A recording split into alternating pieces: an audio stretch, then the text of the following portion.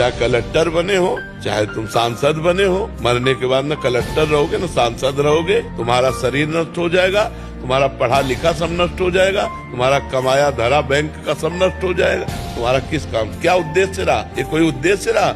जितने उद्देश्य हैं ये जीने के उद्देश्य हैं। रुपया कमाना, पद प्रतिष्ठा, ये सब जीने के उद्देश्य। लेकिन जीवन जीते किसके लिए? किसके लिए? अगर भगवान उत्तर में नहीं है कि जीने का उद्देश्य भगवान, तो उसका उद्देश्य नहीं है। क्या देखना चाहते हैं? क्या देखना चाहते हैं? गजब की बात है। कोई शौच में बैठा हो और ऐसे दृष्टि पहुंच जाए तो ऐसे नहीं होता। और तुम एकांत में वही देख रहे हो, मलमूत्र के द्वारा। और कौन सा देख रहे हो? देव मंदिर देख रहे हो क्या? क्या देख रहे हो तुम? सोच लघु शंका के ही स्थान तो है। कौन सी बहुत बड़ी बात है? उन्हीं से पैदा हुए हो, उसी द्वार से पैदा हुए हो, और उसी में देखकर विकार युक्त होकर फिर वही मरना चाहते हो, दुर्गति को प्राप्त होना चाहते हो। अरे धर्म पूर्वक गृहस्थी में जाओ, ब्याह करो। यदि आपको कोई सता रहा है और आप चुप हैं, ये चुप उसके लिए बम का काम करेगा। अगर हमने कुछ बोल दिया तो बचत हो जाएगी, अगर हमने बोला नहीं तो उसको भोगना पड़ेगा, और तत्काल कोई न कोई उसके ऊपर अटैक होगा, काल का, माया का, वो झेल नहीं पाएगा। आपने एक बार राधा कहा तो यमराज के पूरे रजिस्टर में एक बार राधा लिख गया। अब जब हिसाब होगा तो खोपड़ी खराब हो कर देगा एक बार का राधा नाम। इसने पूरे जीवन पाप किया लेकिन एक बार राधा बोला, अब इसको क्या करें? नरक तो भेज नहीं सकते क्योंकि राधा बोला है। और एक राधा का फल, एक राधा नाम का फल, ये माया हो नहीं सकती। तो आखिरकार उसको गुणा का निशान लगा देना पड़ेगा पूरे पाप के रजिस्टर। एक नाम त्रैलोक तारे, जो न ले सो जन्म हारे। जो ऐसे भगवान नाम को न लिया उसने जीवन व्यर्थ कर दिया। प्रपंच की तरफ से पूर्ण मौन होना चाहिए। आपको पहली बार कोई खड़ा करके बात कर रहा है, समझ में आया इससे बात करना प्रभु को भूल जाना है। अगली बार से वो कहेगा राधे राधे, उत्तर नहीं देना। श्री हरिवंश, उत्तर नहीं देना।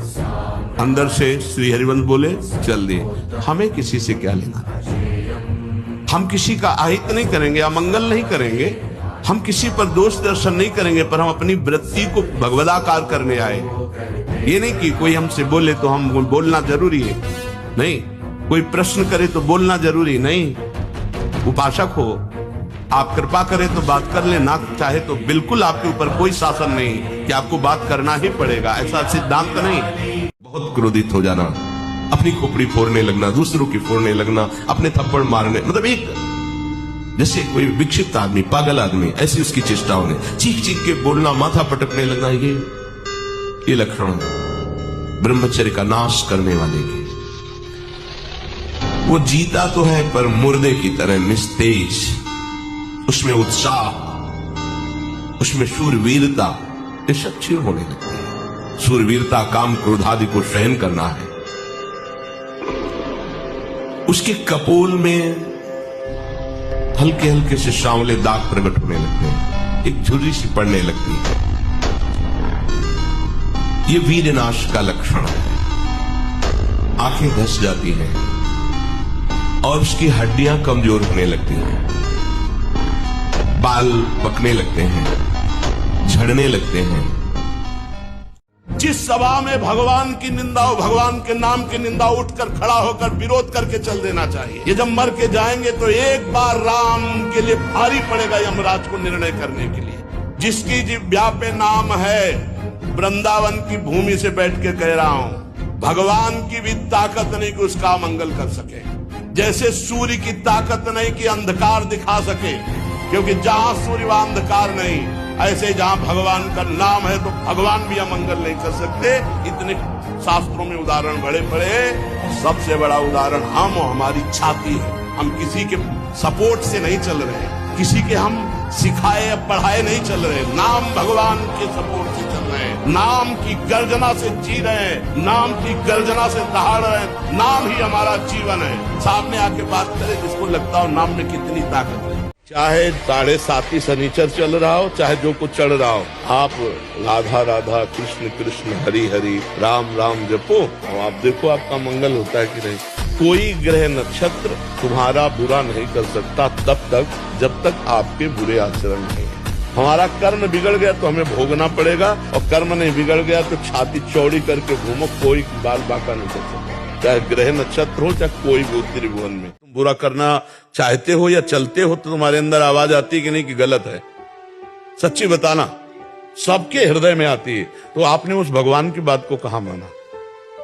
भगवान बुरा करने से रोकते हैं, सबको रोकते हैं, गलत है मत करना, फंस जाओगे। लेकिन नहीं जी मानता, बहुत धीमी आवाज होती है। आपको कभी सुनाई दी है? वो धीमी आवाज होती है भगवान, अगर वो बात मान लो तो ठीक हो जाएगा। उसके चेहरे में प्रसन्नता कभी झलक ही नहीं सकती, दुखी व उदास, जो ब्रह्मचर्य का नाश करता है। देखने से इस बदसूरत नजर आने लगेगा, चाहे जितना गोरा हो, चाहे जितना ऊपर से चिकनाहट लगाए हो, लेकिन उसके कपोल और नेत्र बदसूरत होंगे।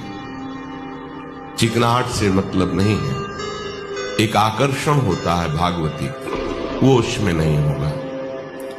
स्वभाव बड़ा ही रुक्ष होगा, कड़ुआ होगा, बहुत ही हल्के स्वभाव का आदमी होगा। विश्वसनीय तो हो ही नहीं सकता, कामी पुरुष विश्वसनीय नहीं होता, वो कभी भी बदल सकता है, उसमें क्षमता नहीं है एक बात पर टिके रहने की। वो कसम खाए तो भी बहुत शीघ्र अपनी कसम तोड़ देगा। पवित्र रख के देखो, 1 महीना झूठा मुंह मत रखना, शरीर पवित्र रखो और ब्रह्मचर्य रह के देखो। 1 महीने में आपको ऐसा लगेगा आप देवता है। 1 महीने में लगने लगेगा, एक मतलब दिव्यता आने लगेगी। देखो आप ऐसा स्वभाव बनाइए कि यदि ये होना चाहिए।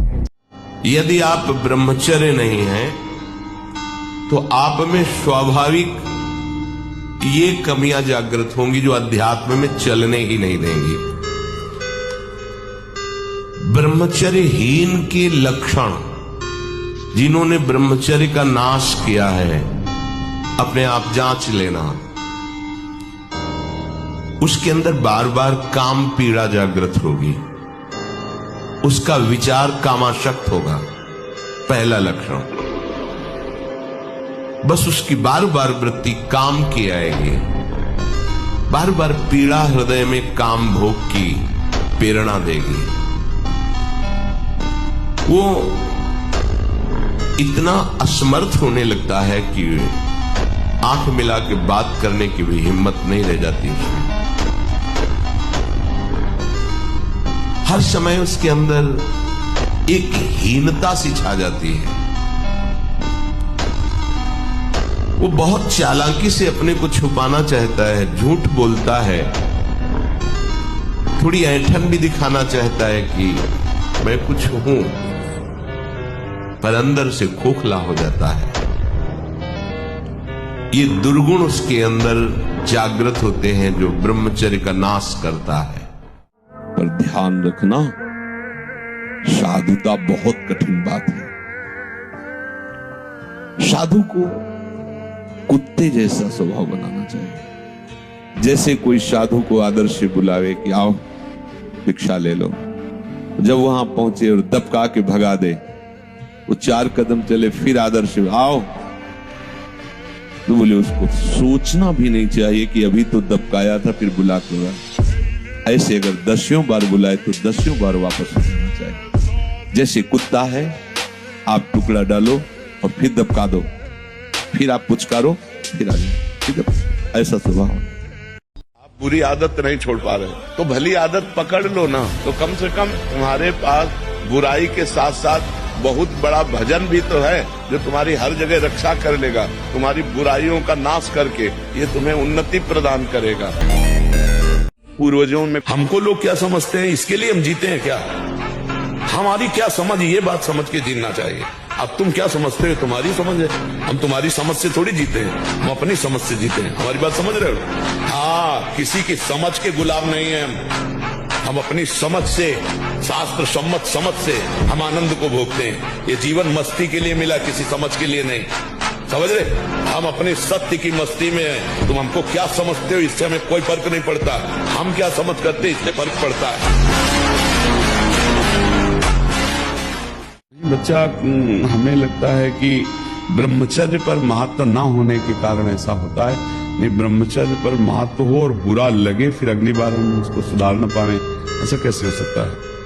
हमको जहां से क्लेश मिल रहा है, अशांति मिल रही, वो हम कार्य कभी नहीं करेंगे, लेकिन हमको सुख मिल रहा है ऐसा आभास हो रहा है, इसलिए हम उसे करते हैं। बच्चा, सुख क्या है? एक नई दाद जैसे हो जाए, खुजलाओ, बस उतने सुख मात्र के लिए अपने ब्रह्मचर्य का नाश कर रहे हो। उसको थोड़ा रोकना होगा, थोड़ा सहना होगा। उसको रोकने सहने के लिए नाम जप और आसन जरूर, आसनों में बैठना, क्योंकि ब्रह्मचर्य एक तपस्या है बच्चा। ये कोई साधारण तो है नहीं तो सबको ही रह लेता। एक तपस्या है।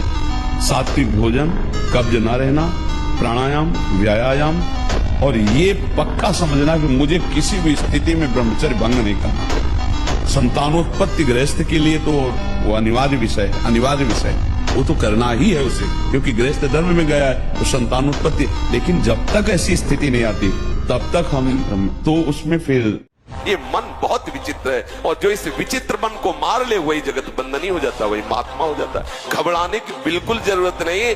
हर बार परास्त होने पर फिर हिम्मत करेगी, अब की बार तो मारूंगा इसे, अब की बार गिराऊंगा, और एक दिन गिरा दोगे, पक्का गिरा दोगे, क्योंकि भगवान के अंश हो तुम। आप अरे कोई नहीं, बहादुर बन रे, बहादुर बन, तू दिखा कि मैं तेरे से अच्छा हूं, मुझे तेरी जरूरत नहीं। और जो दोस्त हंसे तो तुम भी हंस दो यार, पागलों के बीच में हंसने में क्या जाता है? क्या जाता है? और उसको बुरा थोड़ी माना जाता है। मस्त रहो, जिंदगी को आनंदमय बनाओ।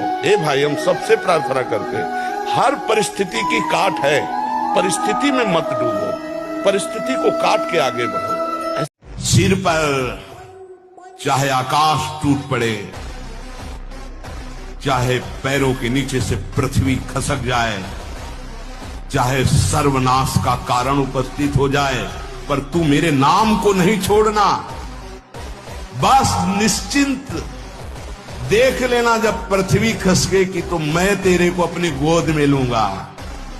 जब आकाश टूटेगा तो मेरी छाती होगी तेरे ऊपर। तू निश्चिंत हो जा, केवल मेरा नाम जप कर। भगवान के अंशों को थोड़ा दुख आया, रो दिए, थोड़ा खुशी हुई, नाच दिए। नाचना भी है तो ऐसी हिम्मत में कि भारी से भारी दुख में भी नाचना बंद नहीं होगा। रोना है तो केवल प्रभु के लिए रोना है, झुकना है तो केवल भगवत भाव में झुकना है। हमको कोई रौंद नहीं सकता, कोई झुका नहीं सकता। हम भगवान के अंश हैं। निकलना पड़ता है उस जगह से जहां से तुम्हें गाली मिलेगी, निकलना पड़ता है। तुमसे द्वेष करने वाले सामने आएंगे, बेमतलब द्वेष करेंगे, तुम्हें वो दिखाना है भजन का प्रताप कि अब हे प्रभु, आप जो ये प्रश्नवाचक चिन्ह खड़ा कर दिए, इस रूप में आकर के हम आपसे द्वेष नहीं करेंगे। आप मारो, गाली दो, अपमान करो, हम आपके अंतर से चरण वंदनाई करेंगे, क्योंकि आप निकल गए। और अगर द्वेष कर लिए तो जहां माला में हाथ डाला, सावधान हो जाओ, नहीं गृहस्थी लायक नहीं रहोगे। अब उस शब्द को आप जो आप बोल रहे हैं उसी पे उतार लीजिए। आप असावधान हुए तो देखो आप खुद कह रहे हैं, तो शांत हो जाइए। जैसी भी परिस्थिति है अपने ही कर्म की है, अब संयम से चलने लगिए। बच्चों को समझाइए कि जब तक पाणी ग्रहण न हो तब तक ब्रह्मचर्य पर ध्यान दें, तो उनकी योग्यता रहेगी संतानोत्पत्ति की। गृहस्थ में वो संयम से बर्ताव करते हुए अच्छे गृहस्थ बनेंगे। जब बच्चापन से ही गंदी बात होती रही तो मतलब फिर ये योग्यता ही नष्ट कर देते हैं, क्योंकि वो पाप कर्म बन रहे हैं। अब चलो संयम से रहो, थोड़ा व्यायाम करो। तुम्हारी श्रद्धा नहीं, तुम्हारी एकाग्रता नहीं, तुम्हारा ध्यान नहीं, चिंतन संसार का कर रहे हो और ऐसे कृष्ण कृष्ण जप रहे हो जाएगा, पक्का हो जाएगा। जो बोलता है वो समझता नहीं है। ऐसा जो बोलता है और वो नूडल खाएं, वो अरे नए बच्चे तो ऐसे टमाटर जैसे रखे होने चाहिए गाल और चेहरा। ब्रह्मचर्य का मतलब क्या होता है? अब ब्रह्मचर्य नहीं तो बुझे बुझे से रखे हैं, और वो नूडल खाएं, वो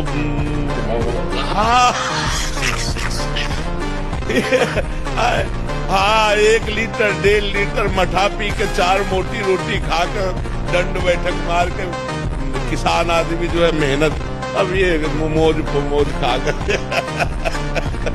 भोजन सही नहीं है, आचरण सही नहीं है, तो विचार कहाँ से पवित्र और सही आ जाएंगे।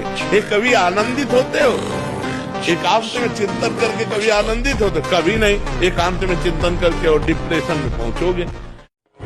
आपकी गुरुवाणी, आपकी आचार्य वाणी, आपके शास्त्र जो आपको आदेश करते हैं, उससे विरुद्ध कभी इस मन की चाल में मत फंसना।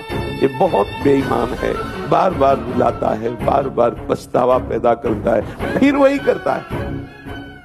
संकल्प करेगा, नहीं आज के बाद हाथ उठा के देता हूं गुरु की शपथ, इष्ट की शपथ, ऐसा नहीं। थोड़ा समय अंतराय होने पर फिर धीरे से हो, बस ऐसा ये नहीं करूंगा, बस इतना इतना इतना इतना, फिर वो वैसे ही, फिर वो पश्चाताप। सैकड़ों बार उपासक जब हार जाता है तो फिर अंतःकरण में निराशा छा जाती है, फिर वो तो किसी तरह जीना पसंद करता है, फिर वो उपासना में चढ़ना पसंद नहीं करता। बहुत सावधान, इसकी चाल पर दृष्टि रखो। इस पर विजय प्राप्त करने के लिए मन सुमिरन, इसका सुमिरन आचार्य इष्ट के अनुकूल हो। बस यही कमजोरी, यही अज्ञानता, यही विवशता हमें बार बार जन्म मरण के चक्र में डाल रही है। जानते हुए भी हम इनका विरोध नहीं कर पा रहे, क्योंकि हमारे अंदर नाम जप नहीं है, हमारे अंदर भगवत स्मृति अखंड तैल धारावत नहीं चल रही। इसलिए कुमार्गगामी प्रवृत्तियां हम पर हावी हैं और हमको सतमार्ग से विमुख कर रही बार बार। पर हमें हारना नहीं है। बात ध्यान से सुननी, अनंत जन्मों से हमको ये परास्त करते चले आ रहे हैं, पर इस जन्म में हमारे ऊपर विशेष कृपा है कि हमारे सहयोगी हरि रूप गुरुदेव, गुरुदेव रूप हरि हैं। अब हम सैकड़ों बार हारते हुए भी नहीं हारेंगे। बिना हरि के चरणों की दास्ता लिए मन पर शासन नहीं किया जा सकता। खूब अच्छे से देख लो, चाहे जो कसम खाओ, चाहे जो नियम लो, जब वो चाहेगा तब तोड़वा देगा। उसमें इतनी सामर्थ्य है, वो तुम्हारी कसमें, तुम्हारे नियम सब बहा देगा। बचोगे नाम जप से। विश्व की किसी की ताकत नहीं, विश्व में किसी की ताकत नहीं भगवान के दास को झुका सके। परमानंद भगवान के चरणों का आनंद लेने वाले मनबुद्धि के द्वारों की तरफ झांकते भी नहीं है, बमन के समान त्याग देते हैं। आप क्या समझते हो? रमा विलास राम अनुरागी तजत बमन जीव जन बढ़ा, उल्टी के समान त्याग देते हैं।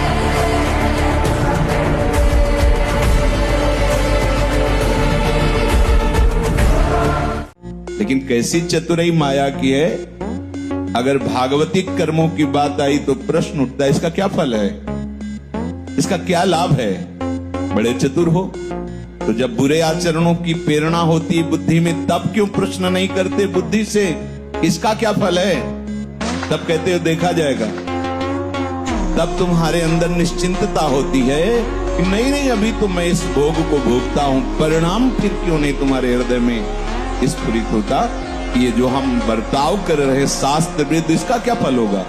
वही बुद्धि है जो सत्कार्य के लिए प्रेरित करने की बात करो तो प्रश्न खड़ा कर देती, इसका क्या फल होगा? इतने दिनों से कर रहे हैं, क्या मिला? बहुत बढ़िया, तो इसे विपक्ष में क्यों नहीं करते? जो शास्त्र विरुद्ध आचरणों में लगाती है, तो उस समय तुम एकाग्र होकर इससे प्रश्न क्यों नहीं करते बुद्धि से, इसका क्या फल होगा?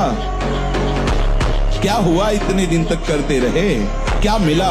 करो ना प्रश्न। तो हमारी उल्टी बुद्धि है।